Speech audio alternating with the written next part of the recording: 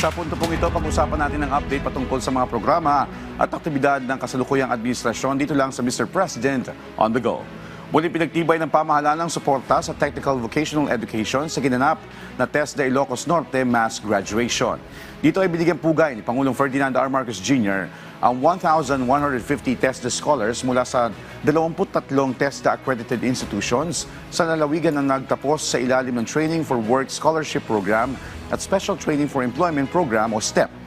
Binigyan din ng Pangulo na ang kasanayan at sertipikasyong natamo ng mga nagtapos ang magsisilbing susi sa mas magandang kinabukasan habang kinikilala ang kanilang sipag at dedikasyon sa paglinang ng mga kasanayang kailangan ng iba't ibang industriya. Ayon kay Pangulo Marcos Jr., tulad ng kanyang binigyan diin sa kanyang State of the Nation Address o SONA, ang pinakamahalagang puhunan ng bansa ay ang mamamayang Pilipino. Anya, ang pamumuhunan sa kakayahan ng bawat Pilipino ay pamumuhunan din sa mas matatag na pamilya, mas masiglang ekonomiya at mas maunlad na kinabukasan ng bansa. Ayon pa sa Pangulo, handa rin ng gobyerno na tulungan ang mga kabataan na kailangang maghanap buhay. Kaya dinagdagan ng pondo sa Tulong Trabaho Scholarship Program. At dahil anya'y minsan, nahihirapan ng mga estudyante pupunta sa kanilang training center araw-araw, pinapalawak din ng pamahalaan ang TESDA online program.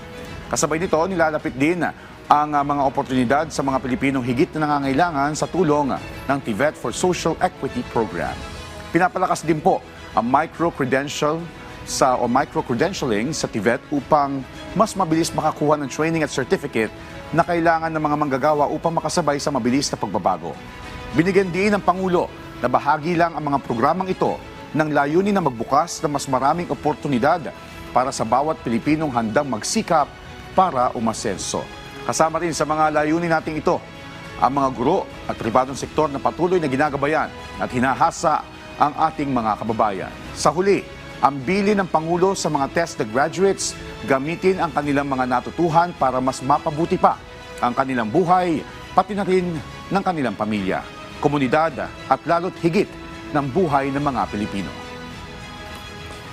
Yan po muna ang ating update ngayong umaga. Abangan ang susunod nating tatalakayin tungkol sa mga aktibidad at programa ng kasalukuyang administrasyon dito lang sa Mr. President on the Go.